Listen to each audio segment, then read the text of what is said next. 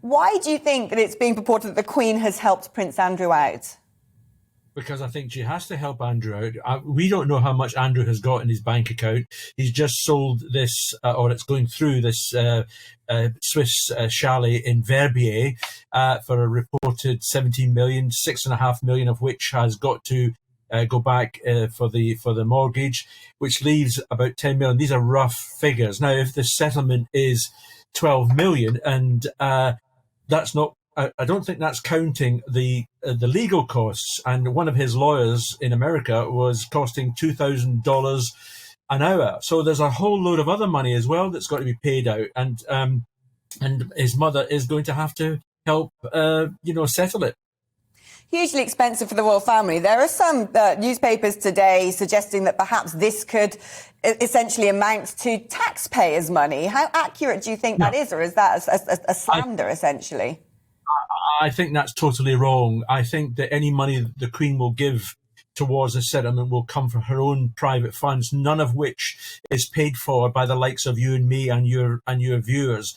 None of the sovereign grant, as I understand it, will be touched. So the Queen will be forking it out from her own private funds, as will Andrew.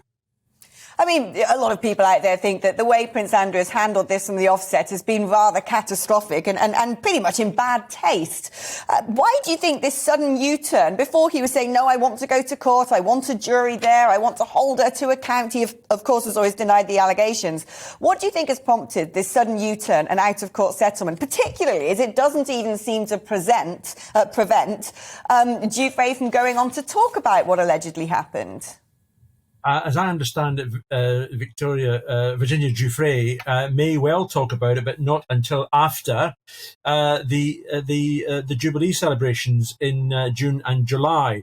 Now, we'll have to wait and see if, in actual fact, I'll be very surprised if she can talk about it. I can't believe that there will not be some sort of gagging order for both sides. But anyway, that's by the by. I think that this is quite a staggering turnaround by, Prince Andrew. He was facing the prospect within about 2 or 3 or 4 weeks of actually having a face-to-face showdown with her lawyer, David Bois, who is known as a top-level attorney in the States, quite a shark, and he would have been putting Andrew through his paces and asking all sorts of questions in a deposition, and it was going to take 2 days. It was going to happen on the 10th of March, and then you would have had the court case sometime in September and October, and that court case would be in the hands of 12 men and women who would have no respect, if you like, for the fact that he's linked to the royal family, and neither should they have had any respect for that.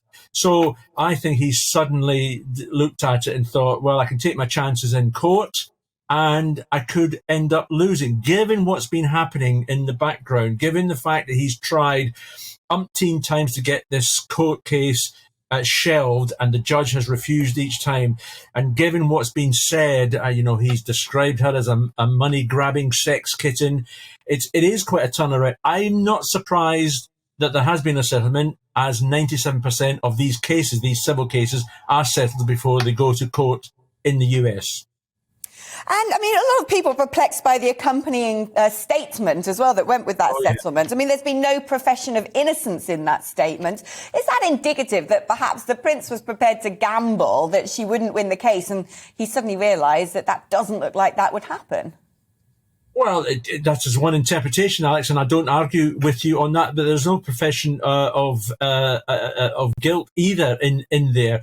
What has changed, if you remember the Emily Maitlis interview, where he said he did not criticise his friendship with Jeffrey Epstein, had no recollection of ever meeting this woman.